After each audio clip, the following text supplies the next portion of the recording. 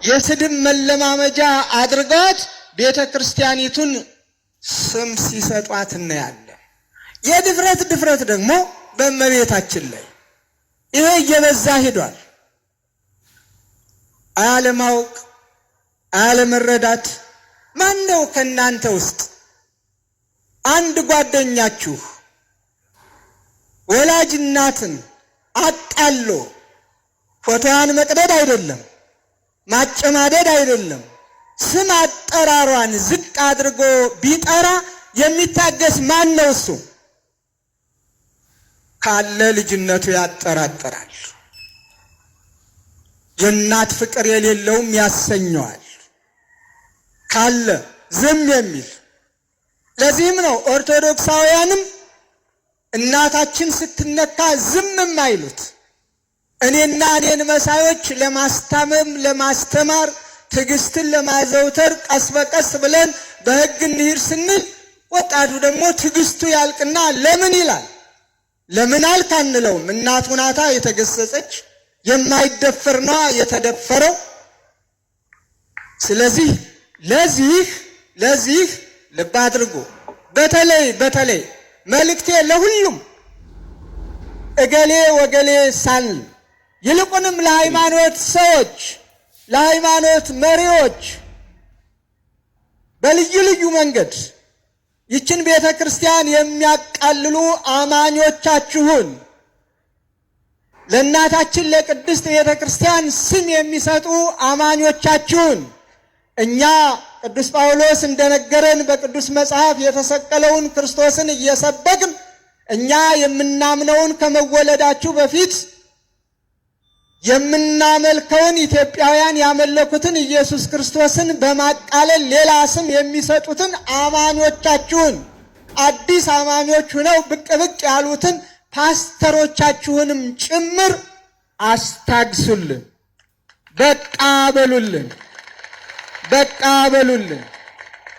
በጋራ ሀገር በጋራ እንኑር። በጋራ ሀገር በጋራ በሰላም እንኑር። ለሀገር እድገት እንጣር። ለሀገር ሰላም እንሩጥ። ስንት የምንሰራው ስራ መች ጠፋና?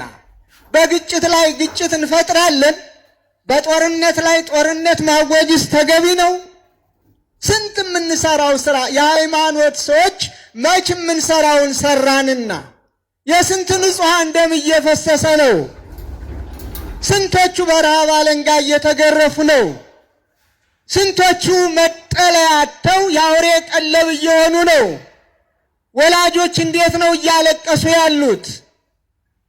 ስንቶቹ በሰላም ከቤት ወጥተው ከቤት መግባት ተስኗቸው ወደ ጥንት ተመልሰን ሰው ክቡር ሲሆን ክቡርነቱ ተቃሎ በገንዘብ የሚሸጥበት የሚለውጥበት ይህን ገንዘብ ካላመጣህ አንለቀውም የሚባልበት የሞት ፍርድ የሚፈረድበት ዘመን ላይ ደርሰን ስንት ክርስቲያኖች እግዚአብሔርን በማምለካቸው የተሰቀለውን ክርስቶስን በመስበካቸው ባሉበት እንዳያድሩ ግፍ እየተፈጸመባቸው ባሉበት ዘመን ላይ እኛ ኦርቶዶክሳውያን የሃይማኖት ሰዎች የየትኛውም ሃይማኖት ሰዎች ለሀገር ሰላም፣ ለሀገር ፍቅር፣ ለወገን አንድነት፣ ለሁሉም ሰላም ጥረት ማድረግና በቃ ይበቃል በምን ችግሩን እንፍታው ብለን መከራ በማየት ፋንታ እንደገና በጦርነት ላይ ጦርነት፣ ይልቁንም የሃይማኖት ጦርነት እጅግ የከፋ ነው።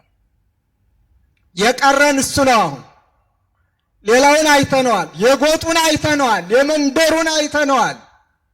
የተሻለ ነገር ማምጣት አለብን እየተባለ የሚደረገውንም እያየነው ነው፣ አይተነዋል። የቀረን የሃይማኖቱ ነው።